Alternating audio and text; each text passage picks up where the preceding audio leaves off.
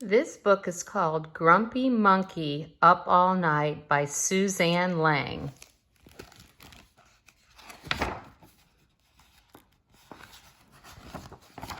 Grumpy Monkey Up All Night.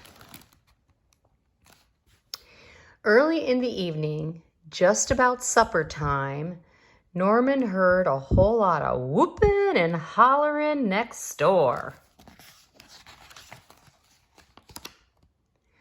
"What's the ruckus?" Norman asked his neighbor, Jim Pansy. "I'm so excited," Jim exclaimed.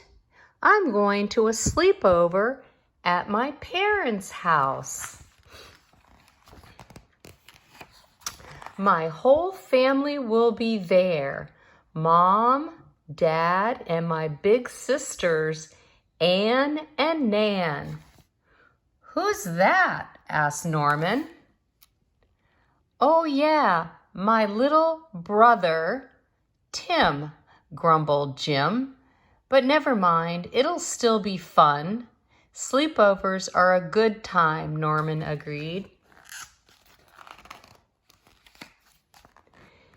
Jim talked about all the great things he would do. "First, we'll go termite fishing. Next, we'll tell scary stories. Then we'll have a midnight feast and wash it down with some jungle punch."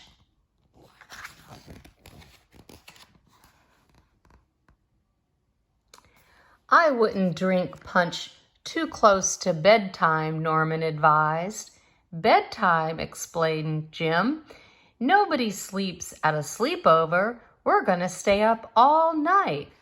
"Sounds like fun," said Norman. "Mind if I tag along?" A little later, they arrived at the tree where Jim's parents lived.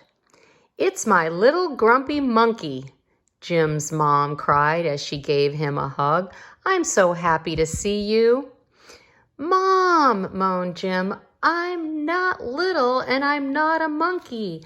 I'm an ape." Jim's mom smiled and ruffled his fur.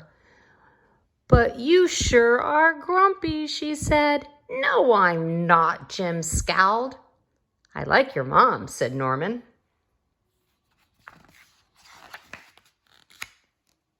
"No fair. You didn't say we could bring a friend," said a voice coming down the path. "Who's that?" asked Norman.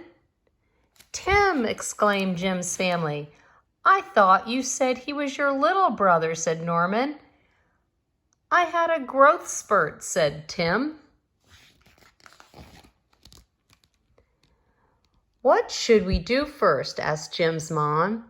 Everyone answered at once. "Let's go termite fishing. Pick fleas off of each other. Bob for mangoes." "I know," said Tim. "Measure each other to see who is the tallest." "Maybe our guest should choose," suggested Jim's dad, turning to Norman. "It's a tough decision," said Norman. "It all sounds like fun."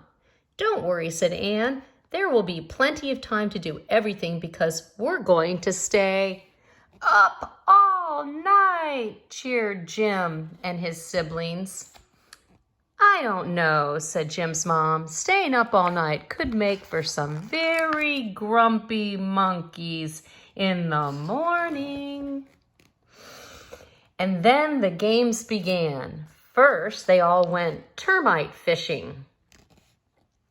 Then they went flea picking. Then they went bobbing for mangoes. And then they told scary stories.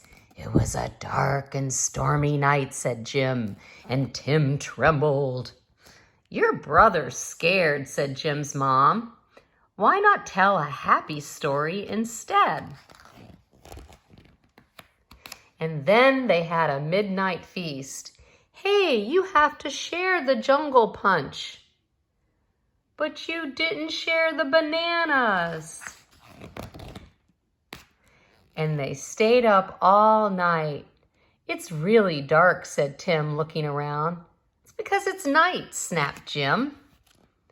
Are you grumpy? Asked Tim. No, said Jim. Just then they heard a noise.